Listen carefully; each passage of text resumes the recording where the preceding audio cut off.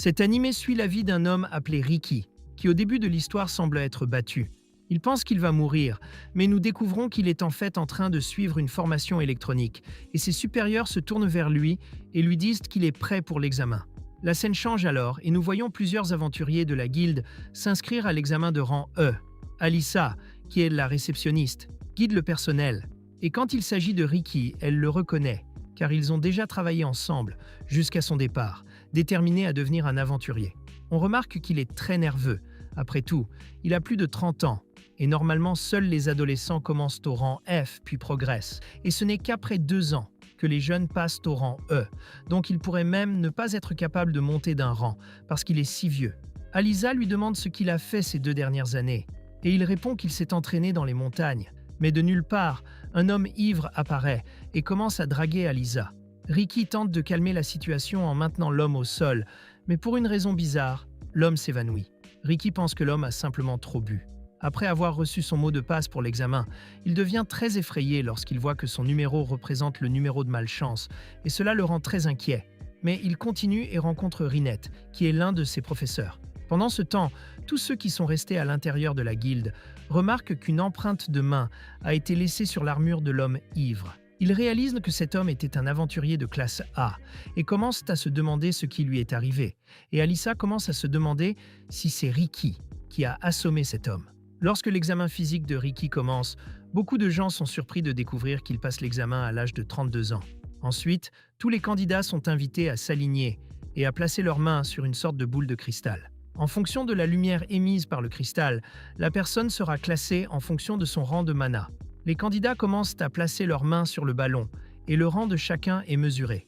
Mais lorsque Ricky touche la balle, cela montre que son mana est de rang -F, le rang le plus bas de tous ceux qui passent l'examen. Tout le monde commence à se moquer de lui, mais dès qu'il quitte la pièce, la balle se brise. Dans le prochain test, ils doivent attaquer un sac de slime aussi fort qu'ils le peuvent, ce qui constitue un test pour mesurer leur rang de force d'attaque. La vue de ce sac de frappe rappelle à Ricky son entraînement avec son maître, Bronxton. Son maître au corps énorme disait toujours que le plus important était la force du corps et que le corps était encore plus important que l'arme. Alors, à ce moment-là, il a envoyé Ricky détruire un sac de slim doré. Ricky sait que les slims dorés sont aussi résistants que la défense d'un dragon. Il pense donc qu'il est impossible de les briser d'un coup de poing. Mais Bronxton lui dit que c'est la force minimale pour un aventurier, et lui montre même qu'il peut lui-même en détruire plusieurs à la fois. Il demande ensuite à Ricky de frapper le sac plus de 50 000 fois. Lorsque le test commence, un garçon arrogant appelé Fred s'avance et nous apprenons bientôt que même s'il n'a que 11 ans, ce garçon possède une quantité incroyable de pouvoirs magiques. Fred prépare un sort et lance un sort de feu de rang 3. À première vue, le coup semble faible, mais les juges sont impressionnés et le qualifient de génie. Ricky est étonné par ce qu'il voit, car il sait que la classe de pyromancie est très forte dans Dark Souls 3, et l'un de ses sans-paix a utilisé cette même magie pour l'attaquer. Il conclut que Fred a dû condenser l'impact de l'attaque en une petite flamme afin de s'adapter à un environnement clos, et il suppose donc que le garçon doit être un prodige. Les autres candidats continuent le test, et quand vient enfin le tour de Ricky, l'examinateur lui demande d'abandonner, car il est trop vieux pour commencer sa vie d'aventurier. Mais Ricky croit que l'âge n'a pas d'importance et se souvient de tout ce qu'il a entraîné au cours des 2 dernières années. Il frappe le sac de slime et le détruit complètement. Tout le monde est choqué de voir cela, et Fred n'arrive pas à croire que Ricky a volé la vedette. Mais il pense que ce n'est pas grave, puisque la magie de défense est sa spécialité.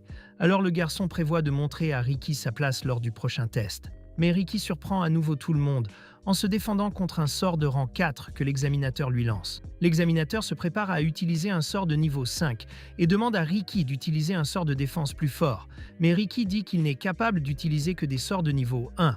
Mais même avec cette déficience, il a confiance en ses capacités. L'examinateur décide alors de ne pas se retenir et lance un puissant sort d'attaque cyclonique de niveau 5, qui détruit même la barrière qui l'entoure. Pendant ce temps, Sylvester, le chevalier royal le plus haut gradé, remarque les ondes de choc au loin et se précipite au centre d'examen, où un examinateur lui parle de Ricky. Et nous voyons bientôt qu'il a réussi à bloquer l'attaque. Sylvester n'arrive pas à croire que Ricky, un homme de 32 ans, qui n'était qu'un réceptionniste à la guilde il y a 2 ans, réussisse bien le test pour devenir aventurier. Après cela, nous voyons Ricky passer un test théorique, puis il rencontre Rinette. Elle lui demande comment s'est passé l'examen, et il est confiant qu'il obtiendra 100 points à l'examen écrit. Mais il n'est pas sûr de ses évaluations pratiques. Fred apparaît soudainement, et Ricky ne se souvient plus de son nom. Alors il se met en colère et accuse Ricky de lui avoir volé sa chance de briller pendant l'examen. Ricky tente de le calmer, mais Angelica, la sœur de Fred, apparaît et défie Ricky en duel, lui jetant son gant parce qu'il a fait pleurer son frère. Il prend le gant en disant que faire la lessive n'est pas facile, mais Rinette lui dit que prendre le gant de son adversaire signifie accepter le défi. À cause de cela, il se dirige vers l'arène et nous apprenons qu'Angelica est un chevalier royal de seconde classe, et elle dit que le perdant du duel deviendra le serviteur du gagnant à vie, quelque chose de très cliché dans les animes d'école de magie. Rinette informe Ricky qu'un chevalier de seconde classe a normalement un rang B dans la guilde des aventuriers. Il est trompeur, car son rang est F, et il commence à penser qu'il va mourir, mais Rinette lui dit de se souvenir de son entraînement, alors il se souvient combien il a souffert, et vomit instantanément. Elle lui demande de se faire confiance, puisqu'il fait désormais partie de leur groupe, qui dans ce cas est le groupe le plus fort du continent, ce que malheureusement moi, étant un cerveau de cafard, je ne pourrais pas prononcer ici pour vous. Après avoir été appelé à l'attention par Rinette, il garde son sang-froid, alors ils se préparent tous les deux à se battre, et Angelica dit qu'elle y va doucement pour qu'il ne meure pas. Elle renforce son corps avec de la magie, et avance contre lui, mais Ricky parvient à esquiver l'attaque. Fred observe et commente que sa sœur est connue pour être très rapide. Elle utilise ensuite la technique du pas instantané pour attaquer, mais Ricky esquive à nouveau avec facilité, tout en se demandant pourquoi elle est si lente. Angelica n'arrive pas à croire qu'il est encore esquivé, car seuls quelques chevaliers de première classe peuvent réagir à une telle vitesse. Elle pense qu'il a juste de la chance et attaque à nouveau, mais Ricky n'arrive pas à croire à quel point elle est lente. Il se demande si elle est devenue chevalier royal à cause d'un parent ou d'un ami proche, ou si peut-être il est tout simplement trop fort. Il se prépare à esquiver, mais cette fois, Angelica trébuche sur une pierre, tourne dans les airs et se balance trop vite, de sorte que Ricky peut à peine esquiver l'attaque. Il est impressionné par sa technique et réalise qu'il était arrogant de penser qu'il était plus fort qu'elle. Angelica pense qu'elle l'a fait exprès et se prépare à attaquer à triple vitesse, mais Ricky pense toujours que tout est trop lent. Elle continue d'attaquer et il se prépare à parer le coup suivant. Mais soudain, elle trébuche à nouveau et il rate son attaque. Lorsque la poussière retombe, tout le monde est choqué par un trou gigantesque dans le sol. Et Angelica se rend compte qu'elle serait morte si elle n'avait pas trébuché. Elle se demande qui il est, et Ricky répond qu'il n'est qu'un ancien réceptionniste qui a décidé de devenir un aventurier. Il est impressionné par ce qu'un chevalier de seconde classe peut faire et est impatient d'en apprendre encore plus d'elle. Il dit qu'il va la frapper de toutes ses forces, mais elle se rend sur place. Ricky n'y croit pas, mais elle dit qu'elle lui offrira la victoire en cadeau pour avoir réussi à éviter son mouvement instantané. Elle commence à s'éloigner, mais Ricky lui rappelle l'accord. Elle doit devenir sa servante, mais Angelica n'est pas idiote et s'enfuit rapidement de lui. Ricky commence à penser à l'examen, se demandant s'il sera capable de le réussir, et Rinette lui dit que Bronstone et les autres arriveront bientôt.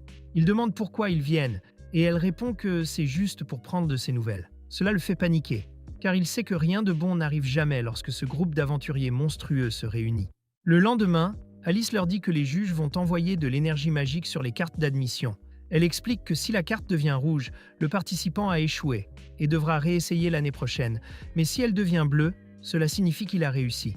Rinette dit à Ricky d'arrêter de s'inquiéter, se souvenant de son entraînement extrêmement difficile au cours des 2 dernières années, ce qui le rend un peu plus confiant, mais elle mentionne que s'il échoue, son entraînement sera triplé. Lorsque l'énergie magique est envoyée sur la carte de Ricky, la carte commence à briller, alternant entre le rouge et le bleu.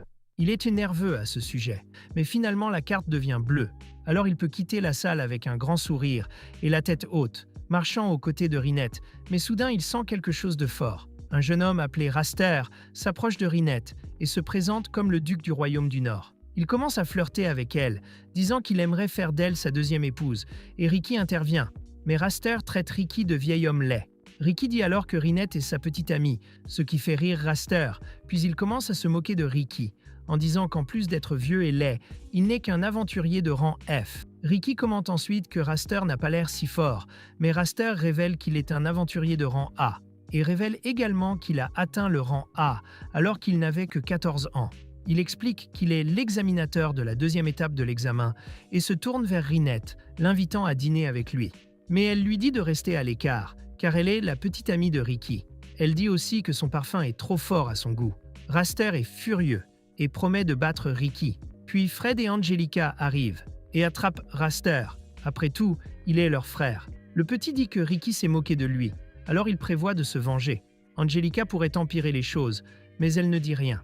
Lorsque Ricky arrive au centre d'examen, il apprend que le prochain test sera une simulation de bataille. Rinette lui conseille de se retenir, mais il pense qu'il devra tout donner, surtout si Raster est son examinateur. Soudain, un homme appelé Lynx apparaît et se présente comme l'examinateur de Ricky, le soulageant un peu plus. Il mentionne qu'il est également devenu un aventurier tard dans sa vie et dit qu'il lui a fallu 20 ans pour atteindre le rang B.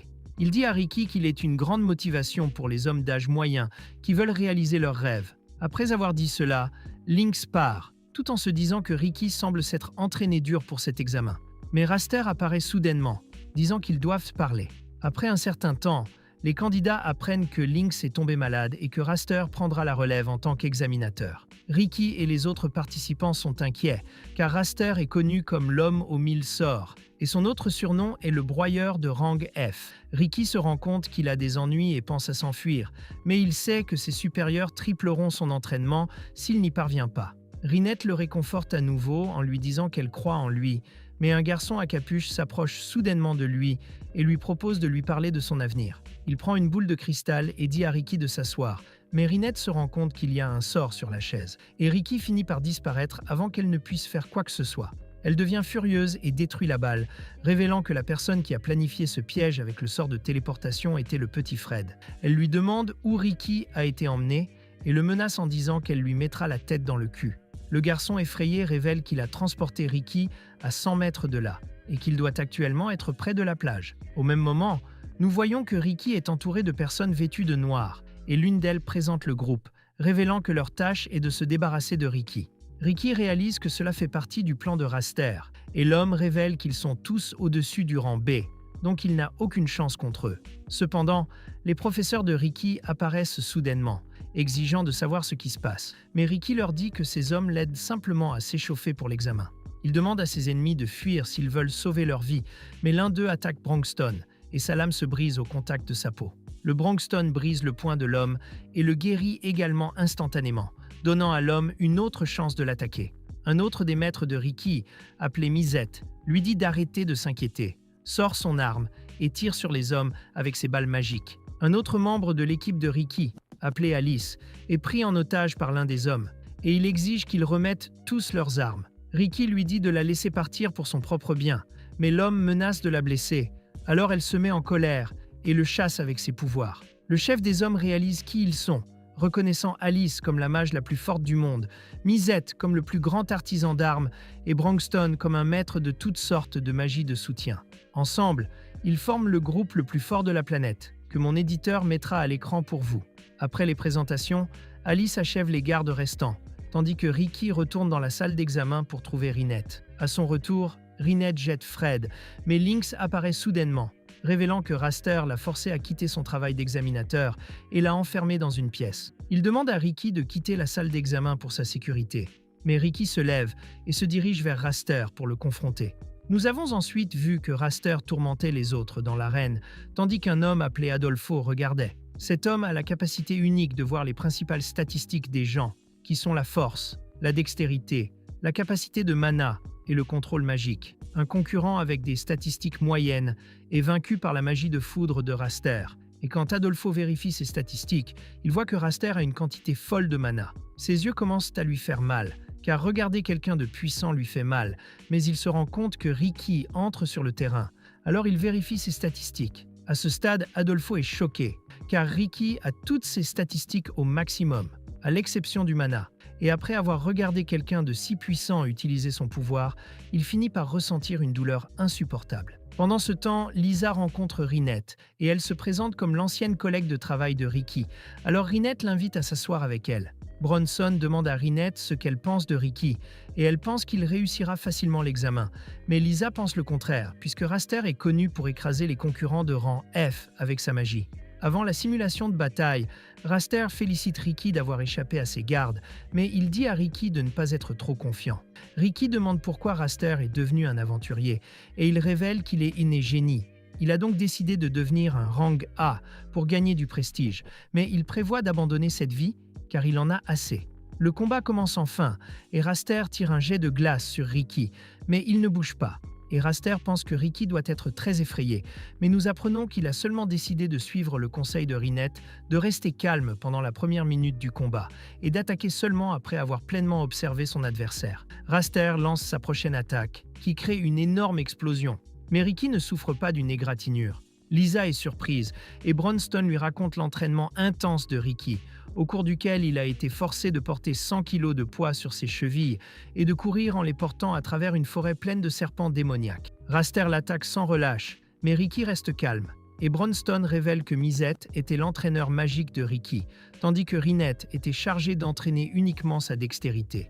Et Lisa est surprise d'entendre cela, car elle pensait que Rinette n'était qu'une femme de chambre. Bronston mentionne que le pouvoir de Ricky est égal à celui d'un aventurier de rang S, mais il n'est pas conscient de sa force. Raster utilise sa magie de la terre pour écraser Ricky et pense que le combat est terminé. Mais Ricky parvient à se libérer, alors Raster se met en colère et essaie de frapper Ricky, mais est contré et finit par être touché. Raster ne comprend pas comment Ricky bloque ses attaques, alors que Ricky l'a déjà complètement observé, et il se rend compte que malgré son incroyable puissance, son manque d'entraînement approprié rend ses mouvements inefficaces. Raster utilise sa magie du feu, mais Ricky la bloque, et Misette dit à Lisa que Ricky n'a utilisé que 1% de sa force pour bloquer l'attaque. Raster s'approche avec son pas instantané, mais Ricky le repousse, tout en commentant que Raster est trop lent. Raster admet que Ricky est trop habile pour un rang F, mais révèle également qu'il ne se bat pas à pleine puissance, car il est fatigué après avoir vaincu les autres concurrents. Il appelle Ricky chanceux, alors Ricky est furieux, parce que Raster ne reconnaît toujours pas sa force. Il lui raconte ensuite l'entraînement fou qu'il a suivi, et dit qu'il a risqué sa vie pour devenir plus fort. Misette dit à Lisa que Ricky est mort plusieurs fois au cours de son entraînement, mais que Bronston l'a réanimé, et que Ricky n'a pu atteindre son niveau actuel que parce qu'il a réussi à surmonter ses limites physiques en n'abandonnant jamais. Dans l'arène, Raster se moque de lui, demandant pourquoi Ricky se soumettrait à un entraînement aussi difficile. Il révèle ensuite qu'il veut vaincre le monstre le plus fort du monde, appelé Kaiser Alsapiet. Son nom a été écrit dans la légende du héros Yamato, et Bronston révèle que vaincre le monstre est le but ultime de leur groupe, mais Raster dit qu'il ne croit pas que ce monstre soit réel. Il piège Ricky avec sa magie de la terre et crée un énorme golem d'arbre, mais Ricky utilise un sort de tir aérien de base qu'il a pratiqué 100 millions de fois. Cela le libère de ses racines. Lisa est surprise d'entendre un nombre aussi élevé, car il semble impossible que quelqu'un ait pratiqué autant. Mais Bronston explique que Ricky a réussi cela en utilisant un sort spécial de temps et d'espace. Raster utilise son sort le plus puissant pour attaquer Ricky, mais il contre-attaque avec son tir aérien. Et Raster, qui était devenu un golem semblable à un arbre, se brise et est projeté vers les bancs, où il tombe finalement inconscient. Et tout le monde dans l'arène est choqué que l'examinateur le plus fort ait été vaincu par un aventurier de rang F. Ricky retrouve son groupe, qui le félicite d'avoir réussi le test, et il les remercie pour leur aide. Raster apparaît avec ses frères, et Ricky lui dit qu'il doit entraîner une compétence jusqu'à ce qu'il atteigne sa limite. Mais Raster pense que Ricky se moque de lui, et lui dit qu'il sera à nouveau son examinateur lors de l'examen de promotion, et promet de le battre la prochaine fois. Raster part avec ses frères, mais Angelica s'arrête un instant et s'incline devant lui, ce qui laisse Ricky confus. Ricky et Rinette attendent les résultats. Et lorsque les noms des candidats sont annoncés, Ricky semble calme, et Rinette lui demande comment il peut être aussi détendu, car il était très nerveux pendant le test, mais il dit qu'il vient de se souvenir de quelque chose d'important. Et voilà, nous revenons à l'époque où Ricky était enfant. Il lit l'histoire du héros Yamato, qui rêve de vaincre un monstre plus fort appelé le Kaiser, afin de récupérer un trésor capable d'exaucer n'importe quel souhait. Ricky est tellement inspiré par l'histoire qu'il commence à rêver de devenir un aventurier et partage son rêve avec ses parents. Mais ils ne le soutiennent pas. Son père dit que cette histoire n'est rien d'autre qu'une histoire à dormir debout, et sa mère craint que devenir aventurier soit trop dangereux. Alors ils lui demandent tous les deux de chercher un emploi stable. Il est donc déçu. Mais un jour, un médecin lui annonce qu'il possède une capacité unique qui n'a pas encore été activée. Il se rend compte que Yamato avait également cette capacité rare, ce qui le rend très excité, car il pense qu'il a le potentiel pour devenir un grand aventurier. Ricky passe son enfance à attendre que sa capacité soit éveillée. Mais au fil du temps, il devient déprimé, car il ne voit aucun progrès. Ses amis lui suggèrent de devenir un aventurier de toute façon, car même les aventuriers sans compétences particulières peuvent gagner beaucoup d'argent. Mais Ricky dit qu'il veut réaliser son rêve. Au fil du temps, Ricky abandonne l'attente de l'éveil de sa capacité et prend un emploi de réceptionniste à la guilde, ce qui rend ses parents très heureux. Il travaille depuis 14 ans, mais ne se sent pas épanoui par son travail et continue d'essayer d'éveiller ses capacités, mais rien n'y fait. Alors Ricky abandonne finalement son rêve et met de côté le livre qu'il lisait quand il était enfant. Il travaille avec Lisa et continue sa vie normale, jusqu'au jour où son ami Zid se présente et lui dit qu'il est devenu un aventurier de rang B, et Ricky est surpris. Il cache son envie et félicite son ami, mais le même jour, il se saoule et regrette d'avoir abandonné son rêve. Il est perdu dans ses pensées quand, de nulle part, il entend des gens crier et un monstre géant apparaît devant lui. Rinette apparaît et marche vers le monstre, mais Ricky l'arrête, essayant de la protéger sans savoir à quel point elle est forte. Elle coupe immédiatement le monstre en morceaux, impressionnant grandement Ricky, et les deux commencent à marcher ensemble. Lorsqu'elle se présente, il est choqué d'apprendre qu'elle est une aventurière de rang S et lui demande s'il n'est pas trop tard pour lui de poursuivre son rêve, car il a la trentaine. Elle lui dit alors qu'en raison de son âge, sa capacité de mana ne peut pas être améliorée et qu'il ne réussira probablement jamais en tant qu'aventurier. Ricky est triste, mais sourit toujours et l'invite à dîner avec lui. Elle accepte l'invitation, ce qui surprend Ricky, car il ne pensait pas qu'elle le ferait. Ricky reste heureux tout au long de la journée suivante, mais alors qu'il se rend au dîner avec Rinette, un groupe de monstres attaque la ville, ruinant ses plans. Rinette lui dit de les lui apporter, et elle déclenche donc son attaque, éliminant tous les monstres en un instant, mais soudain elle sent la présence d'un dragon, et ses souvenirs traumatisants reviennent, la rendant incapable de contrôler son pouvoir magique. Un énorme dragon apparaît et tout le monde panique. Zid et les autres aventuriers tentent de combattre la créature, mais leurs attaques n'ont aucun effet. Zid se rend compte qu'ils n'ont aucune chance contre un ennemi aussi puissant, alors il crie à tout le monde de courir, seulement pour que le dragon crée une barrière autour d'eux, empêchant toute chance de s'échapper. Malgré tout, Rick rassemble tout le courage dont il dispose et s'avance en disant qu'il affrontera le dragon comme un véritable aventurier, même s'il est trompeur. Les autres tentent de l'arrêter, mais Rick dit qu'il veut mourir en aventurier. Cette déclaration finit par motiver tout le monde là-bas, qui passe également à l'attaque contre le dragon. Mais elle n'est pas utilisée car elle domine facilement tout le monde. Malgré cela, Rick refuse d'abandonner et fait un autre pas en avant. Mais le dragon l'écrase au sol. Tout le monde pense qu'il est mort. Mais en réalité, cela active sa capacité cachée, qu'il a attendue toute une vie pour réveiller. Soudain, il se lève, tenant le pied du dragon d'une main, et une énergie absurde commence à déborder de son corps. Rick est heureux de voir que sa capacité a finalement été activée et défie le dragon de l'attaquer, après quoi le dragon déclenche une bouffée de feu sur lui. Rick bloque cette attaque de feu, puis le dragon change de tactique et tire un laser, mais il parvient à renvoyer l'attaque. À la fin, il vainc le dragon, laissant tout le monde complètement choqué. Sauf que cette transformation soudaine exige trop de son corps, et il finit par s'évanouir. Lorsqu'il se réveille, il se rend compte que Rinette l'attendait. Elle révèle qu'il est inconscient depuis une semaine entière et l'invite à rejoindre son groupe en disant que leur objectif ultime est de vaincre le grand monstre Kaiser. Elle croit en la détermination de Rick à ne jamais abandonner et dit qu'il peut devenir encore plus fort s'il se bat à leur côté. Elle l'encourage en lui disant qu'il peut encore devenir un aventurier, malgré son âge, et il se met à pleurer, car c'est la première fois que quelqu'un lui dit de poursuivre son rêve. De retour dans le présent, nous voyons Lynx féliciter Rick pour avoir réussi le test. Il mentionne qu'il sortira bientôt de l'hôpital, alors il veut prendre un verre avec Rick. Il dit aussi qu'il veut rencontrer les amis de Rick. Ensuite, nous voyons Lynx marcher et se demander pourquoi Rick lui a dit de porter sa meilleure armure. Il suit les instructions, mais est surpris lorsqu'il arrive au château du Seigneur Démon. Il demande s'ils ne sont pas venus par le mauvais chemin, mais Rick ouvre la porte et s'excuse de l'avoir fait aller si loin.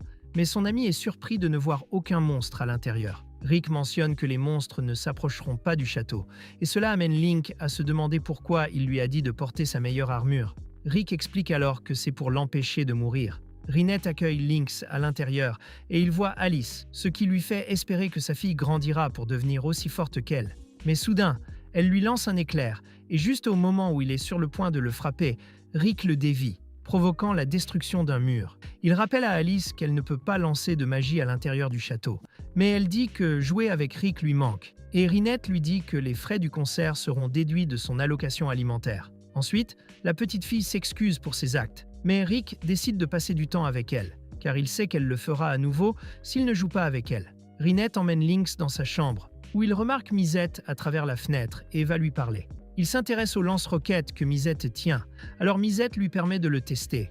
Et alors qu'il tire la roquette, il est choqué par sa puissance, ce qui lui fait penser que si celui-ci était produit en masse, les guerres dans le monde entier seraient changées. Alors que Lynx se promène dans le château, il tombe sur Bronxton et est impressionné par la quantité de livres qu'il possède. Bronxton dit ensuite que sa bibliothèque est privée et révèle qu'il se sent calme lorsqu'il est entouré de livres, ce qui amène Lynx à se demander s'il fait également partie du groupe, puisque de tous, Bronxton semble être le plus intelligent. Il demande à Bronxton s'il a lu tous les livres, mais Bronxton explique qu'il ne les a pas encore tous lus parce qu'il était occupé à aider Rick dans son entraînement. Lynx lui demande d'apprendre de lui aussi, et Bronxton accepte la demande, car il pense que Lynx a la même volonté que Rick. Lorsqu'il commence l'entraînement, Lynx tombe d'une falaise à cause des poids qu'ils lui ont attachés, ce qui lui fait penser qu'il va mourir. Mais il survit à la chute, car il atterrit sur une bête que Rinette avait tuée pour le dîner. Elle se rend compte qu'il est entraîné par Bronxton, et il la remercie de lui avoir sauvé la vie. Mais Bronxton le ramène déjà au château sans lui laisser le temps de respirer. Après leur retour au château, Rick commente qu'il pensait qu'ils étaient allés là-bas pour une séance d'entraînement légère, mais Misette dit qu'il ne devrait pas croire tout ce qui s'est passé. Rinette veut aussi jouer avec Lynx, mais Rick dit qu'il deviendra gris si elle joue avec lui. Mais Misette dit que c'est la faute de Rick de l'avoir invité. Rinette leur offre du thé. Et juste après son départ, Lynx demande à Rick jusqu'où il est allé avec elle. Mais il explique rapidement qu'il n'a pas ce genre de relation avec Rinette. Il ne pense pas qu'ils aient une chance ensemble, puisqu'il a la trentaine. Mais Lynx dit que l'âge n'est qu'un chiffre, et révèle même que lui et sa femme ont une différence d'âge de 20 ans, ce qui fait de Lynx quelqu'un qui devrait être arrêté. Le soir, alors qu'ils dînent tous, Lynx dit à Rick d'aider Rinette avec les cris, disant que c'est une bonne occasion pour lui de se rapprocher d'elle. Il sort ensuite pour aider, et Lynx commente qu'il veut voir la capacité spéciale de Rick, mais Bronxton explique que cette capacité ne s'active que sous certaines conditions, et que Rick n'a aucun contrôle dessus. Bronxton dit également que Rick est déjà aussi fort qu'un aventurier de rang S, mais que si sa capacité s'active, il finira par être plus fort que tout le monde là-bas. Après cela, ils disent à Lynx que leur mission est de vaincre le Kaiser et lui demandent s'il connaît les 6 pierres magiques qui ouvrent le portail en spirale où vit le monstre colossal appelé le Kaiser. Ils savent que les 6 gemmes sont sur le point d'être activées, car cela se produit tous les 200 ans. Alors ils pensent que les pierres doivent libérer une quantité absurde de mana. Et Lynx dit qu'il va jeter un œil pour voir s'il peut trouver des indices. Rick lui demande conseil pour se rapprocher de Rinette, disant qu'il n'a rien trouvé pour l'aider, puisqu'elle est bonne en tout. Mais Lynx se moque de lui. Le lendemain, Rick et les autres se rendent à la guilde pour accepter une mission. Mais Bronxton est confus lorsque le maître de la guilde dit qu'ils ne peuvent pas accepter. Rick se rend compte que pour accepter cette mission, le groupe doit avoir 4 personnes et au moins 2 membres de rang A. Alors Bronxton demande au maître de guilde de trouver quelqu'un qui puisse compléter l'équipe. Le maître de guilde prévient alors Ray et l'appelle, lui disant que son jour est enfin venu de participer à une mission de haut rang.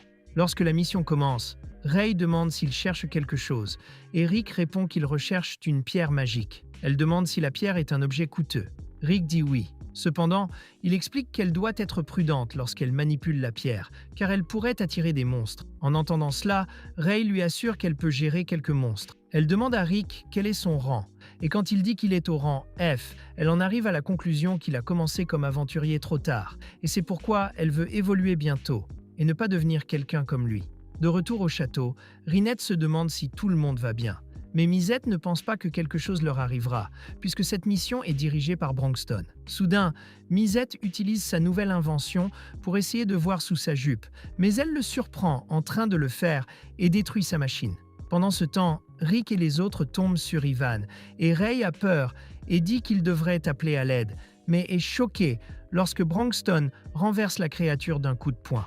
Dans son esprit, elle se dit « Waouh, quel homme sexy !» Elle dit qu'il finira par les tuer tous, car d'autres Wyverns viendront, et il explique qu'il ne l'a pas tué, mais elle ne comprend pas quel est son plan. Rick l'emmène et elle continue à parler des Wyverns, mais est choquée quand l'un d'eux tombe à proximité. Elle se rend compte que Bronxton et Rinette les détruisent tous, mais soudain, une Wyvern brillante apparaît devant elle. Elle commente que même un aventurier de rang A aurait du mal à vaincre l'un d'entre eux, et dit qu'ils devraient courir. Mais Rick dit qu'il doit vérifier quelque chose et lui demande de courir, mais elle décide de se battre à ses côtés. Elle commence à lancer son sort, mais est choquée lorsque Rick parvient à vaincre la créature d'un seul coup de poing, lui arrachant la tête en un instant. Le lendemain, Ray raconte au maître de la guilde comment Rick a pris un cadavre de wyvern pour le manger. Elle pense qu'après avoir été avec eux, elle aurait abandonné le combat contre les monstres. Mais en réalité, elle est encore plus motivée à devenir forte. Pendant ce temps, Rick et les autres trouvent l'un des joyaux magiques. Et après que Misetti ait utilisé sa magie, une carte révèle que le prochain joyau se trouve à Eractopia. Nous apprenons ensuite qu'il y a 400 ans, Alexandre, le quatrième roi d'Héracope, a construit un colisée dans la ville. Des tournois y étaient organisés, et le roi n'utilisait que ses poings pour combattre. Mais il était toujours invaincu en tant que champion, avec une séquence de 10 000 victoires. Mais Rick et les autres arrivent à Eractopia, et en voyant la statue d'Alexandre, Bronxton commente qu'il adorerait le combattre. Mais Rick dit qu'il détruirait tout le pays, si cela se produisait vraiment. Il tente d'obtenir des informations sur les 6 joyaux. Mais tout le monde s'enfuit lorsqu'ils voient leur groupe. Rick suggère d'aller à l'hôtel de ville, mais avant de partir, il voit une fille appelée Milcia se faire harceler. Bronxton essaie d'intimider l'homme qui le faisait. Le nom de l'homme est Gold, et il n'a pas peur parce qu'il est en fait un grand combattant. Mais Bronxton pense qu'il est trop faible, et l'homme se met en colère quand il entend cela. Alors les deux se rendent dans une ruelle pour se battre, mais dès qu'ils commencent à se battre, Gold est vaincu sur le coup. Ensuite, Bronxton leur montre le joyau magique et leur demande s'ils ont déjà vu un cristal similaire. Gold et Milcia disent qu'ils l'ont fait, mais elle ne se souvient pas où elle l'a vu, alors Bronxton lui demande d'essayer de s'en souvenir. Soudain, ils sont interrompus par un défilé annonçant le tournoi du roi du poing. Gold commente qu'un homme appelé Urwolf est sur une séquence de victoires depuis 3 ans. Gold et Milcia pointent du doigt sa ceinture de championnat, et Rick est choqué qu'une des gemmes magiques y soit incrustée. Après le défilé, Urwolf se rend dans une salle de sport, où un vieil homme s'excuse de l'avoir obligé à participer au défilé, mais Urwolf ne voit pas de problème à cela, car le travail d'un combattant est de s'assurer que le public apprécie le tournoi. Le vieil homme lui demande comment il se sent, et Urwolf répond qu'il va bien, et qu'il ira peut-être mieux s'il trouve un adversaire digne de ce nom. Soudain, Rick et les autres arrivent à la salle de sport. Le petit homme pense qu'ils sont fans d'Urwolf, plus connu sous le nom de Kevin. Alors Rick explique qu'ils sont des aventuriers, mais avant qu'il puisse lui dire la raison de leur visite, Bronxton lui dit qu'il veut la ceinture. Il explique que le joyau magique appartenait à un ancien membre de leur groupe et qu'il recherche les autres. Le vieil homme se met en colère face à ces histoires et se prépare à les jeter. Mais Urwolf l'interrompt et dit qu'il croit ce que Bronxton dit. Mais il dit toujours qu'il ne remettra pas la ceinture car elle est très importante pour les habitants d'Eractopia. Donc, la seule façon d'obtenir cette ceinture est de gagner le tournoi King of the Fist. Et comme il n'y a pas d'autre moyen, Bronxton finit par quitter la salle de sport parce qu'il ne veut pas causer de problème. Le vieil homme pense qu'Urwolf n'aurait pas dû les laisser partir, mais il pense aussi que s'ils se battaient, tout le monde dans le gymnase finirait par mourir. Il sait que tous les membres de ce groupe sont forts, mais il croit que Bronxton est le meilleur. Il est donc très excité de l'affronter. Bronxton dit à Rick et Rinette qu'ils doivent participer au tournoi, puis nous apprenons qu'ils doivent passer les qualifications qui ont lieu dans les parties Est et Ouest de la ville pour pouvoir y participer. Après cela, ils doivent encore gagner une ligue formée par les personnes ayant réussi les qualifications, et le dernier survivant de cette ligue pourra participer au tournoi. Bronxton dit à Rick de participer à la Ligue Ouest, tandis qu'il va à la Ligue Est, mais Rick s'inquiète pour Bronxton, car il sera seul. Seul Bronxton dit qu'ils n'ont pas à s'inquiéter pour lui, car il a engagé Gold comme guide. Par la suite, Rinette dit à Rick qu'il doit passer un test pour entrer dans les qualifications, et quand il va passer le test, un homme lui dit qu'il devra participer à une bataille simulée. Rick se demande si son adversaire est fort. L'homme révèle ensuite que la personne qu'il va combattre a remporté tous les combats de qualification, mais le gars commente également que cela n'a pas d'importance s'il perd, car il progressera toujours si ses compétences atteignent le niveau attendu. Soudain, nous voyons que l'ennemi auquel Rick devra faire face est Angelica. Rick demande si Raster est avec elle, mais elle révèle qu'elle est venue seule et qu'elle sait qu'elle n'est pas de taille face à lui puisqu'il a vaincu son frère. Lorsque le combat commence, elle décide d'attaquer de toutes ses forces, mais de nulle part, elle tombe. Elle se relève et se prépare à attaquer à nouveau, mais retombe une fois de plus, et Rick révèle qu'il utilise une nouvelle technique sur elle où il continue d'attaquer les jambes de l'adversaire jusqu'à ce qu'elle se rende. Mais elle refuse d'abandonner et est sur le point d'attaquer à nouveau. Seulement, il continue de la renverser. Elle dit qu'elle ne se rendra jamais, et Rick est impressionné par sa détermination et pense même à l'attaquer pour de vrai. Mais juste au moment où il est sur le point de le faire, elle abandonne à l'improviste. Après cela, Angelica rencontre Rick et commence à pleurer. Alors il l'emmène au restaurant de Milcia, et elle lui demande pourquoi il vient à Heractopia. Et il explique qu'il veut participer au tournoi. Elle révèle qu'elle est devenue combattante il y a 4 mois et qu'elle doit également participer au tournoi. Quoi qu'il arrive, elle pense qu'il est impossible pour Rick d'entrer dans le tournoi car une personne doit gagner 40 combats en 6 mois et elle croit qu'il n'y arrivera pas car il ne reste qu'une semaine. Mais Rinette dit qu'ils se sont déjà inscrits pour participer à 40 combats au cours des 4 prochains jours et Rick commande son prochain combat où la réceptionniste dit que son adversaire est un homme appelé Grit Albert et il y a des rumeurs selon lesquelles il utilise des armes illégales pendant le combat, mais des examens médico-légaux ont été effectués et ils n'ont rien trouvé. Lorsque le combat commence, Grit sort une pierre de la semelle de sa chaussure et frappe Rick. Cela lui fait penser qu'il a gagné le combat, mais il est choqué lorsqu'il réalise qu'il s'est cassé la main en essayant de frapper Rick. Rick lui dit de s'entraîner plus dur s'il veut utiliser la pierre à son plein potentiel. Alors il attaque l'homme en utilisant une technique dans laquelle il rate le coup de poing. Mais l'onde de choc du coup de poing met KO son adversaire. Angelica remporte également son combat avec facilité, car elle donne un coup de pied à son adversaire et le jette contre le mur. Par la suite, Rinette et Rick la félicitent, car elle a remporté 40 combats, ce qui signifie qu'elle a passé les qualifications.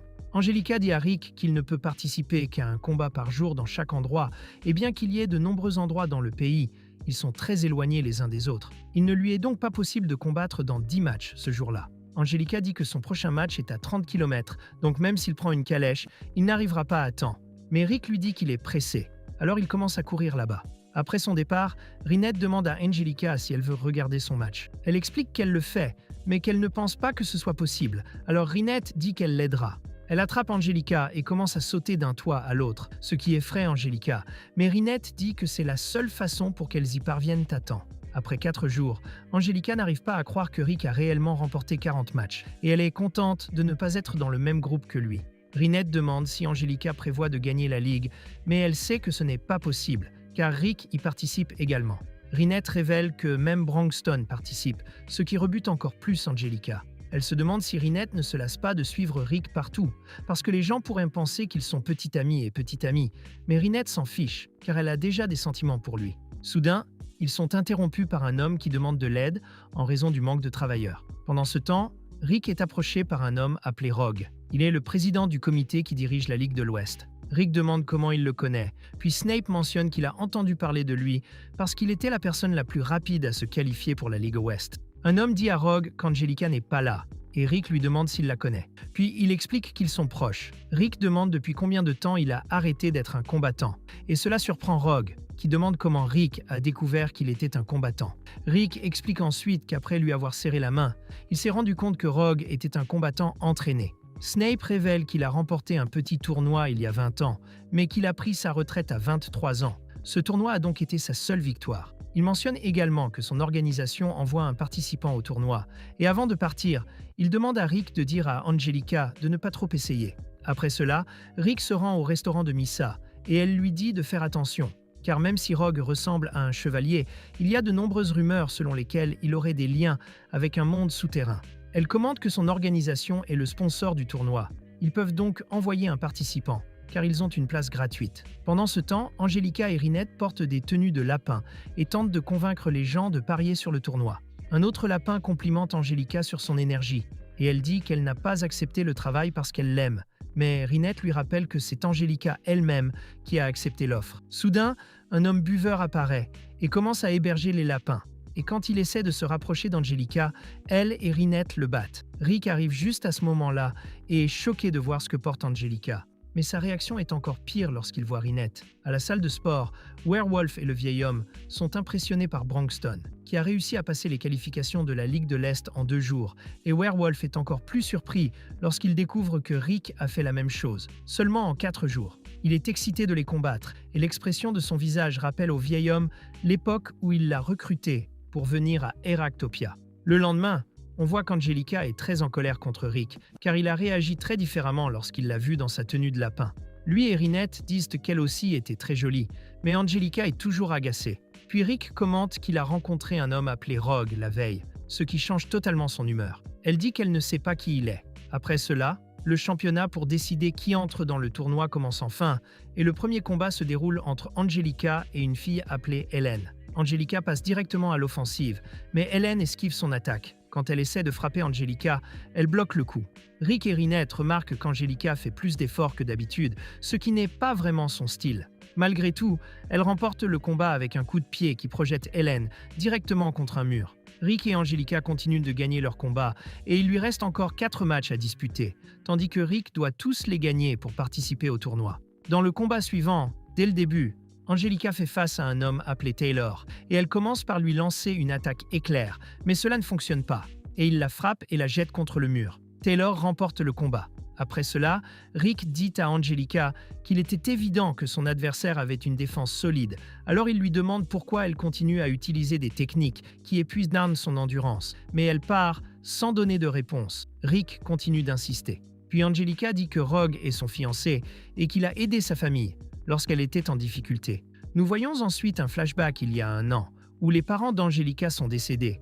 Alors elle et ses frères et sœurs ont dû prendre soin de la famille, mais ont fini par faire face à des problèmes financiers. C'est à ce moment-là que le grand-père d'Angélique a conclu un accord avec Rogue, donnant à la famille un soutien financier en échange de ses fiançailles avec Angélique. Avec cela, ils ont réussi à résoudre leurs problèmes d'argent, mais il était trop tard pour rompre l'accord avec Rogue. Rick est choqué de découvrir que Rogue est le fiancé d'Angelica, et elle est agacée qu'il ne se soit pas arrêté pour écouter son histoire. Soudain, il voit un homme appelé Gath, qui blesse une femme qu'il a accidentellement heurtée. Taylor s'approche de lui, essayant d'arrêter la situation, mais Gath le fait tomber au sol d'un seul coup.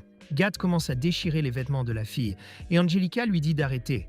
Mais il décide ensuite d'attaquer Angelica, mais Rick intervient et l'arrête. Peu de temps après, Rogue apparaît de nulle part, disant à Gath de se contrôler jusqu'au tournoi, alors Gath décide de partir. Par la suite, Rick est surpris lorsque Rogue mentionne que Gath est son frère. Après son départ, Rick se rend compte de la situation.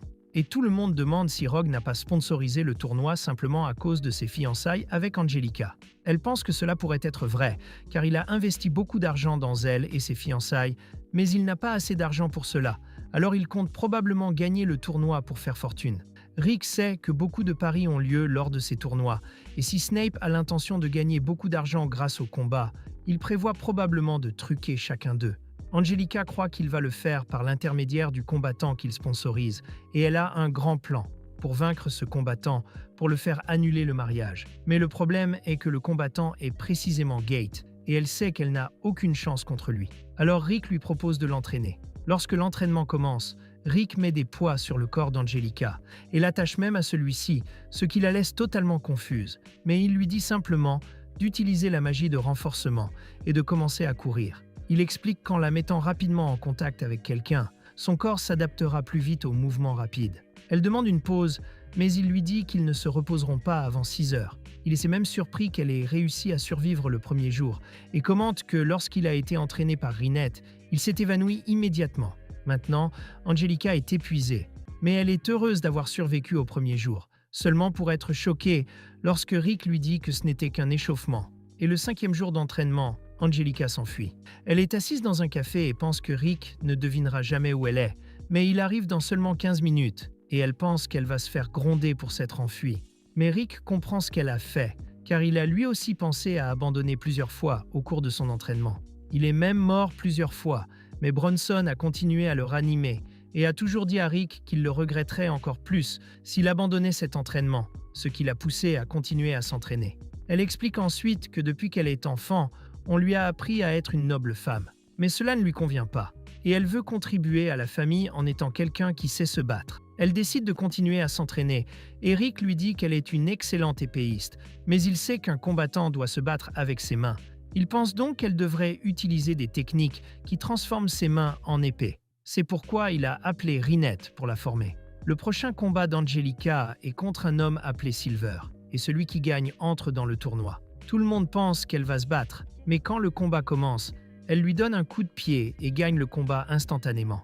Mais même si c'est fini, elle continue d'essayer de se battre, car dans son esprit, elle pense toujours qu'elle s'entraîne. Après cela, Rinette et Misette arrivent, et Rinette demande s'ils ont trouvé les joyaux magiques dans l'Empire, mais Misette dit que l'information était fausse. Bronson arrive également, et pendant que tout le monde mange, Rick félicite Angelica pour avoir appris rapidement de l'entraînement.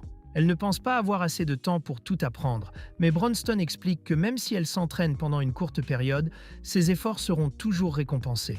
Le tournoi commence enfin, et lorsque les matchs sont annoncés, Angelica se rend compte que Gehat n'affrontera pas Werewolf ou Bronstone avant la finale. Elle pense qu'ils vont faire paraître Gehat forte en combattant des adversaires faibles, et lorsque les chances sont contre lui, Snape pariera sur son adversaire et fera fortune en faisant volontairement perdre Gehat. Mais elle prévoit de mettre un terme à leur plan en le combattant au deuxième tour. Le loup-garou et un vieil homme s'approchent de Bronstone et Rick, et le vieil homme commente que le loup-garou a toujours la même apparence que lorsqu'il est arrivé à son académie.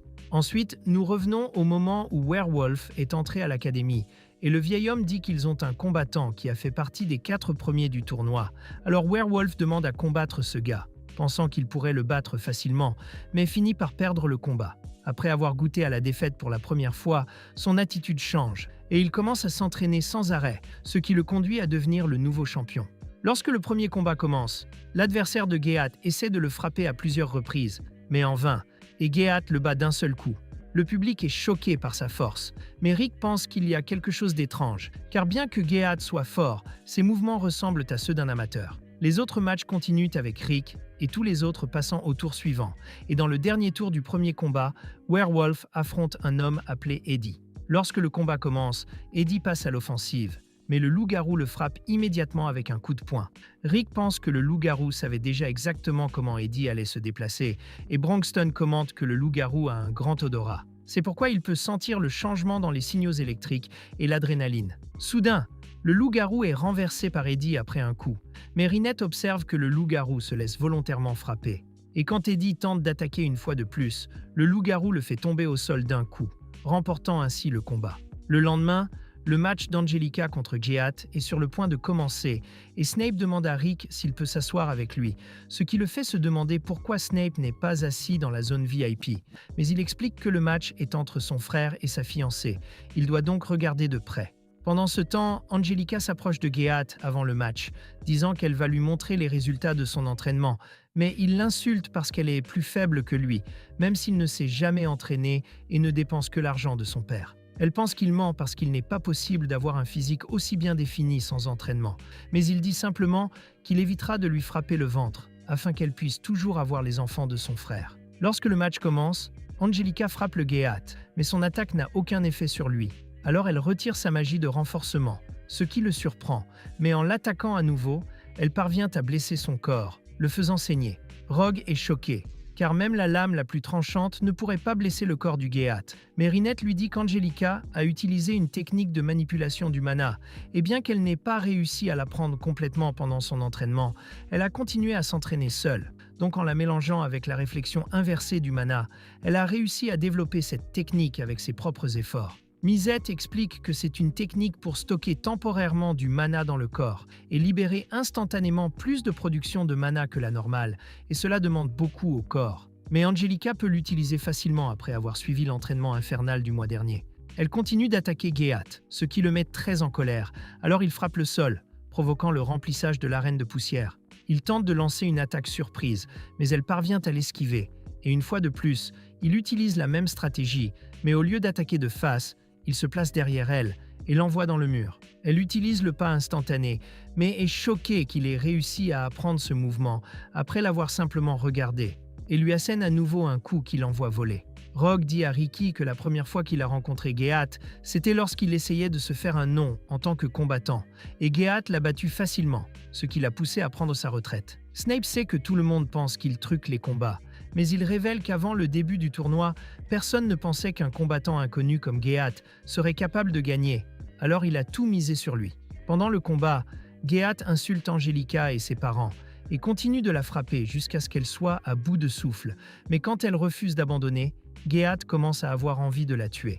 Alors qu'il se prépare à l'achever, Ricky lui lance sa chaussure, provoquant l'échec de son attaque. Après le match, Gehat s'approche de Ricky et essaie de se battre, mais Ricky dit qu'il va l'écraser devant tout le monde. Et après que Ricky ait gagné son match, il va voir comment va Angelica, et les infirmières lui expliquent qu'elle n'est pas en danger de mourir, mais qu'elle aura besoin de temps pour se remettre de ses blessures. Pendant ce temps, Bronstone et Werewolf remportent leur match, et les 4 finalistes du tournoi sont décidés. Le lendemain, Angelica s'excuse auprès de Ricky, disant qu'elle lui a fait perdre son temps en l'entraînant. Elle se met à pleurer, disant qu'elle a fait tout ce qu'elle pouvait pour gagner ce combat. Elle continue de pleurer, disant qu'elle voulait juste réaliser ses rêves, mais elle commence à penser qu'elle devrait peut-être accepter la proposition de Rogue. Ricky pense qu'il devrait s'excuser, car Angelica a fait tout ce qu'elle pouvait, et elle ne pouvait pas voir à quel point le Geat était fort, mais il lui demande de regarder le prochain combat, car cela lui montrera le summum de la compétence qu'elle peut atteindre. Avant le début du match,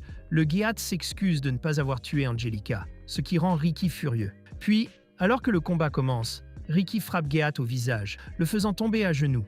Geat essaie de riposter, mais Ricky l'esquive et le frappe à nouveau, provoquant une hémorragie chez Geat. Angelica est choquée par la force de Ricky, mais Rinette révèle qu'il a à peine mis de puissance dans cette attaque, expliquant qu'il a utilisé une attaque pénétrante, qui provoque des dommages internes au corps. En d'autres termes, peu importe la résistance du corps du Geat, il sera toujours blessé. Le Geat utilise alors une magie de renforcement et tente d'attaquer Ricky, qui commence à battre en retraite, mais le Geat le rattrape et le renverse. Bronxton se rend compte que cette magie de renforcement consomme beaucoup de mana, et Snape note que le Geat ne s'est jamais entraîné pour augmenter son mana, ce qui signifie que le mana que tout le monde voit là n'est que le mana avec lequel il est né, ce qui met Ricky en colère, car il a dû s'entraîner beaucoup à cause de son manque de mana. Ricky lance un autre coup pénétrant, mais cette fois-ci, il n'a aucun effet, et le Geat renvoie plusieurs attaques. Snape pense que le combat est terminé, mais Bronxton se rend compte que Ricky ne se soucie pas de ce que les autres voient dans l'arène. Il ne se soucie que de ce que voit Angelica. Le Geat continue de frapper, mais commence à s'essouffler et est surpris de voir que Ricky n'a subi aucun dégât. Rinette explique que Ricky a utilisé une technique de manipulation corporelle qui disperse les impacts sur son corps, ce qui signifie qu'il n'a pas subi autant de dégâts de ses attaques. Le Geat se rend compte que Ricky se retient, limitant ses propres capacités physiques au niveau d'Angelica, juste pour lui montrer le véritable potentiel qu'elle peut atteindre. Le Geat devient enragé et couvre son corps d'acier, puis charge Ricky, mais Ricky brise son armure d'une seule attaque pénétrante. Où Ricky se rend compte que la magie de Geat n'était pas efficace, parce qu'il est très fatigué. Et tout cela arrive parce qu'il ne s'est jamais senti fatigué de sa vie, donc il ne sait pas comment bouger quand il est épuisé. Rogue demande si Rick est un plus grand prodige que Geat, mais tout le monde dit qu'il n'a aucun talent, et que la seule raison pour laquelle il gagne est à cause de ses efforts. Rick dit à Geat qu'il est en effet un prodige, mais les vrais prodiges perfectionnent leurs forces, et Rick le sait parce qu'il les a vus de près. Geat est furieux et se transforme en sa forme de dragon. Il commence à frapper Rick, qui essaie de riposter, mais se rend compte que ses attaques ne fonctionnent pas. Il remarque qu'Angelica, à son niveau actuel, ne peut pas vaincre le Geat. Alors il commence à augmenter sa vitesse et sa puissance, ce qui lui fait réaliser qu'il lui montre à quel point elle sera forte si elle continue à s'entraîner pendant 1 an. Rick le renverse et dit que la seule façon pour lui de gagner est de se battre avec sa volonté. Mais Geat refuse, alors Rick décide de mettre fin au combat. Geat frappe ensuite le sol pour remplir l'arène de poussière, mais Rick utilise un mouvement qu'Angelica a utilisé, et il parvient ainsi à vaincre Geat. Mais il sent toujours qu'il ne peut pas faire ce mouvement correctement, car si cela avait été Rinette, ce coup aurait coupé Geat en 2. Rick remporte le combat, et Angelica le remercie pour les leçons et promet de devenir un combattant encore plus fort à l'avenir. Rogue admet qu'il est surpris par le résultat, mais mentionne qu'une partie de lui voulait que Geat perde, car c'est lui qui a mis fin à sa carrière de combattant. Rogue remarque que même s'il a perdu, il se sent bien et pense que c'est dommage qu'il ne puisse pas épouser Angelica, mais ce n'est pas grave, car elle pense qu'il veut seulement l'épouser parce qu'elle est une noble femme, mais la vérité c'est qu'il l'aime vraiment. Le prochain combat est sur le point de commencer, et le vieil homme dit à Werewolf qu'il est le combattant le plus fort et lui demande de ne pas se retenir pendant le combat. Nous voyons que son adversaire est maintenant Bronxton, et lorsque Werewolf est sur le point d'entrer, l'annonceur le présente comme le champion, et la foule devient folle, alors Rick réalise à quel point tout le monde l'aime. Le combat commence et Werewolf commence à frapper Bronxton, qui bloque facilement ses attaques et contre-attaques, créant une onde de choc qui impressionne la foule. Le loup-garou dit qu'il est l'adversaire le plus fort qu'il ait jamais affronté. Mais soudain, le mur se brise et le Geat apparaît. Il commence à se mettre en colère et attaque les gens dans le public, tandis que Rogue se rend compte que son sang de dragon l'a rendu fou. Le loup-garou lui dit de ne pas interrompre le match, mais il avance contre le loup-garou. Alors le loup-garou l'arrête et l'envoie voler avec facilité après un coup dévastateur. Tout le monde est surpris qu'il ait pu le vaincre d'un seul coup. et Rinette révèle qu'il est au même niveau qu'un rang S. L'annonceur s'excuse pour l'incident et dit qu'ils vont reprogrammer le combat pour demain. Et Werewolf pense que c'est dommage, car il commençait à apprécier le combat. Bronstone est d'accord, mais dit qu'il s'est rendu compte qu'il se retenait encore. Plus tard dans la journée, nous voyons Rick courir, et il arrive à la frontière du pays, où il voit Werewolf s'entraîner. Il explique qu'il a décidé de s'entraîner là-bas parce qu'il voulait être seul, mais Rick est arrivé au moment parfait, car il cherchait un partenaire d'entraînement. Soudain, il l'attaque, et Rick réalise qu'il n'a pas le choix. Alors il décide de riposter et de frapper le loup-garou, qui parvient à le bloquer. Rick est impressionné d'avoir réussi à réagir à temps et demande pourquoi il a été touché par une telle attaque lors du tournoi. Le loup-garou explique qu'il adore se battre, et nous apprenons que lorsqu'il a commencé à participer au tournoi, il a vaincu tous ses adversaires d'un seul coup. Mais il s'est lassé de se battre parce que ses adversaires n'étaient pas de taille à le vaincre. Un jour, il entendit le vieil homme parler à l'un de ses partenaires commerciaux. La conversation portait sur le fait que le public s'ennuie parce que personne n'a une chance contre le loup-garou. Il explique que cela est mauvais pour les affaires, car les combats ont perdu leur popularité et les gens ont arrêté de s'entraîner dans sa salle de sport. Le loup-garou réalisa alors qu'il causait des problèmes au vieil homme et décida de perdre volontairement son prochain combat. Il s'est rendu compte que cela excitait le public, alors il a décidé de divertir tout le monde pendant ses combats, dans l'intention de passer un moment difficile contre ses adversaires. Il dit à Rick qu'il n'a jamais combattu en utilisant toute sa force. Alors Rick lui dit qu'il n'aura pas à se retenir contre Bronstone. Le lendemain, tout le monde se rassemble pour assister au combat contre le loup-garou et Bronstone, tandis que l'annonceur explique que le personnel de l'arène a installé une magie défensive pour protéger les téléspectateurs. Le combat commence lorsque le loup-garou couvre son bras d'un vortex de vent et commence à attaquer, mais Bronstone contre-attaque, le forçant à battre en retraite. Il sait que le loup-garou se retient encore et demande si c'est à cause du public, et le loup-garou admet que c'est vrai et dit qu'il ne peut pas montrer toute sa puissance, sinon tout le monde découvrira qu'il les trompe. Bronstone décide alors d'y aller doucement avec lui, en disant qu'il n'utilisera que 2 doigts pour riposter et qu'il ne bougera pas de là où il est. Le loup-garou avance, mais Bronstone parvient à l'attraper et à le faire tomber au sol. Mais il parvient à s'échapper, et la foule commence à l'applaudir. Il pense à tout donner, mais il ne veut pas que tout le monde voie sa puissance. Le vieil homme l'appelle alors idiot, lui dit d'arrêter de se retenir, et révèle que son rêve est d'entraîner le combattant le plus fort du monde, et dit qu'il veut que Werewolf devienne le plus fort. Il décide alors d'arrêter de se retenir et attaque Bronstone, qui utilise toute sa main pour se défendre, puis explique qu'il bloque avec un niveau de puissance approprié. Le loup-garou parvient à donner un coup de pied, mais son coup de pied n'a aucun effet, et Bronstone le jette au loin. Il utilise son corps d'acier avant de s'écraser contre le mur et dit qu'il s'amuse avec ce combat, mais tout le monde commence à le détester. Les gens commencent à réaliser qu'il trompe tout le monde, mais il s'en fiche et attaque avec le sort de feu de niveau 5. Mais Bronstone crée un mur de pierre pour se défendre et le brise pour attaquer le loup-garou, qui parvient à réduire la distance et utilise un sort de niveau 7 pour contenir Bronstone. Puis il utilise un sort avancé de niveau 8, et Angelica ne peut pas croire qu'il existe un sort de niveau 8, et le sort invoque un énorme météore qui tombe du ciel, et Rick commence à paniquer, car le loup-garou est si fort que Bronstone pourrait arrêter de se retenir. Bronstone se libère facilement et frappe le météore, le brisant complètement. Angelica n'arrive pas à croire qu'il a détruit un sort de niveau 8 avec la seule force brute, et Bronstone mentionne qu'il peut ressentir la conviction du loup-garou de combattre son attaque et décide de lui rendre l'appareil. Rick se rend compte qu'il est sur le point de passer à l'offensive, et son premier mouvement est d'attaquer le loup-garou avec une onde de choc qui le renverse, faisant réaliser à tout le monde à quel point Bronstone est ridiculement fort. Le loup-garou utilise tous les sorts à sa disposition pour attaquer Bronstone, mais rien ne fonctionne contre lui, donc le loup-garou est à court de mana. Bronstone avance alors et déclenche un coup dévastateur qui renverse le loup-garou.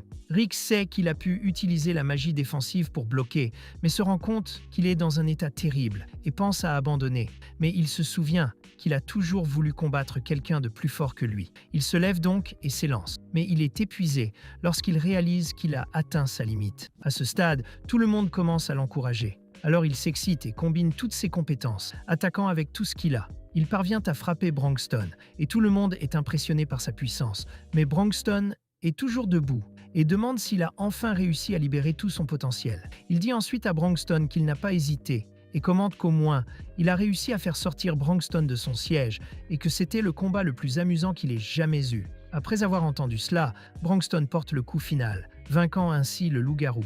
Après le combat, Rick et Angelica félicitent Bronxton, et Rick mentionne qu'il a juste besoin de quitter l'arène pour leur donner le joyau magique. Mais Bronxton dit qu'il attend le combat avec impatience et part, tandis qu'Angelica se rend compte que Rick devient fou après avoir entendu cela. Maintenant, nous voyons le loup-garou lire le journal et réaliser que tout le monde le déteste pour les avoir trompés. Il demande au vieil homme s'il est d'accord avec ce qui se passe, et le vieil homme explique que tout ira bien, et demande au loup-garou quel est son dernier mouvement, mais il dit qu'il était tellement concentré sur ce moment qu'il ne se souvient même pas comment il l'a fait. Il pense qu'il a tout perdu maintenant, et demande au vieil homme pourquoi il n'est pas encore parti, mais il dit au loup-garou qu'il peut encore récupérer, et que rien de ce que les gens disent n'a d'importance, car pour le vieil homme, le loup-garou est comme son fils. Bronxton arrive soudainement et demande à Werewolf à propos de ses blessures, et il explique qu'il ressent toujours de la douleur. Alors Bronxton propose de le soigner, mais il explique qu'il veut ressentir la douleur et dit à Bronxton qu'il a hâte de regarder le match final. Pendant ce temps,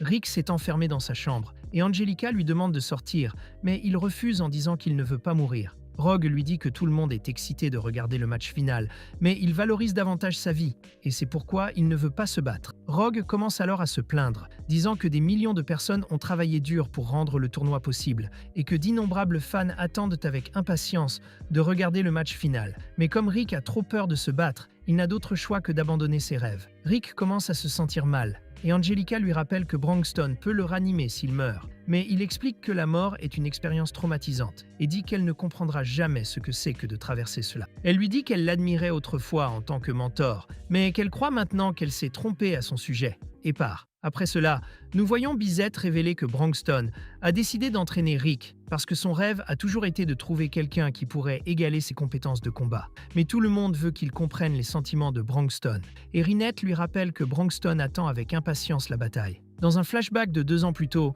nous voyons Rinette accueillir Rick au point d'Orialcum et elle présente Bronxton comme leur chef. Il salue Rick et réalise immédiatement que Rick n'a aucun talent.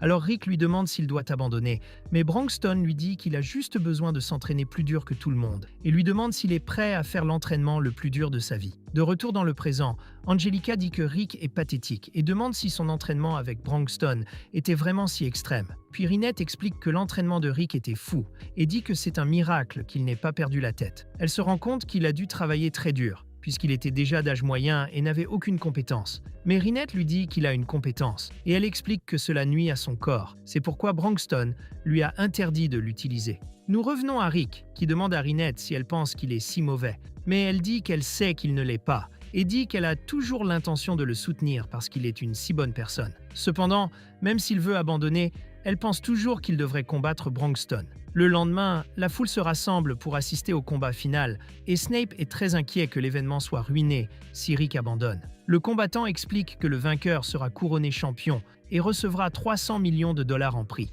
De plus, le gagnant remportera d'autres récompenses, dont 2 billets pour les sources chaudes. On voit ensuite Rick se préparer à entrer dans l'arène, mais il est extrêmement nerveux. Alors Rinette s'approche de lui et lui donne un peu de motivation. Bronxton et Rick entrent dans l'arène, et Rick dit à Bronxton qu'il se battra avec tout ce qu'il a. Le combat commence, et Rick attaque avec une vitesse incroyable, réussissant à blesser Bronxton. Rogue demande s'il a utilisé de la magie, mais Rinette explique qu'ils n'ont échangé que 100 coups en un instant, et que Rick a réussi à frapper Bronxton avec sa technique de coupe. Il continue d'attaquer, mais Bronxton contre-attaque avec un autre coup. Angelica remarque que Rick est excité et demande à Rinette ce qu'elle lui a dit. Elle révèle ensuite qu'elle a promis de le rejoindre aux sources chaudes s'il gagnait. Angelica demande si elle prévoit d'être intime avec Rick, et quand elle dit oui, Angelica devient timide et dit qu'il devrait juste se concentrer sur le combat. Bronxton décide de passer à l'offensive et lance une rafale d'attaques, tandis que Rick les esquive toutes. Mais Bronxton apparaît soudainement à côté de lui et tente de l'achever. Mais il utilise une technique appelée coussin d'air de base pour éviter l'attaque, et tout le monde est impressionné qu'il parvienne à l'utiliser sans même dire le nom de la magie. Elle révèle que Misette et Rinette lui ont appris à le faire, et il se précipite alors que Bronxton essaie de le faire exploser. Mais il saute dans le ciel et contre-attaque avec un coup de pied aérien. Mais Bronxton parvient à le bloquer. Angelica se rend compte qu'un combat entre les rangs S est à un autre niveau. Et Bronxton dit à Rick qu'il est devenu plus fort et dit qu'il est heureux que Rick ait eu la détermination de continuer son entraînement. Il sait que Bronxton ne le complimente pas seulement, car Bronxton n'a jamais menti. Alors Rick dit que c'est un honneur, mais il ne pense pas que ce soit suffisant, car il veut que Bronxton le traite comme un égal. Il explique qu'il est au courant du rêve de Bronxton parce que Misette lui a dit la vérité, alors il veut donner à Bronxton le combat qu'il a toujours voulu. Il se rend compte que cela fait 2 ans qu'il a rencontré Rick, et maintenant, il est un membre digne de rester dans le groupe. Alors Bronxton pense qu'il est temps de lui parler de leur passé, et décide de lui dire pourquoi le point Dolly Halcombe a été créé. Nous revenons 46 ans en arrière et voyons Bronxton enfant. Bronxton se rend compte qu'il est différent des autres orques. Il a lu des livres créés par des humains et a fini par apprendre leur langue. Les orques se comprenaient entre eux à travers les combats, mais il était trop fort pour les comprendre. Il a commencé à essayer d'enseigner aux autres orques comment améliorer leur vie, mais il a fini par être traité comme leur dieu, et il n'y avait personne pour l'approcher. Alors il a fini par être seul. Mais un jour, il y eut une tempête, et quand il revint vers les autres, ils étaient tous morts. Mais il ne ressentit aucune tristesse pour eux, et réalisa à quel point il était seul. On le voit lire près d'un feu lorsqu'il est soudainement attaqué par Reinhardt, qui est surpris de le voir lire un livre. Il remarque également Ivern vaincu à côté de lui. Et lorsque Bronxton mentionne qu'il l'a vaincu, Reinhardt est surpris qu'il puisse parler et s'excuse de l'avoir attaqué. Bronxton dit qu'il y est habitué, et Reinhardt demande à en savoir plus sur lui. Il raconte ensuite son histoire à Reinhardt, et le frère commente que c'est dommage que Bronxton n'ait jamais trouvé quelqu'un qui puisse le combattre à égalité. Reinhardt lui demande d'essayer de poursuivre son rêve qu'il n'a pas pu réaliser, et il révèle que dans le passé, il s'est battu avec le héros Yamato. Bronxton se souvient avoir lu le livre, et Reinhardt révèle qu'il l'a écrit lui-même, ce qui surprend Bronxton, car c'était une histoire d'il y a 200 ans.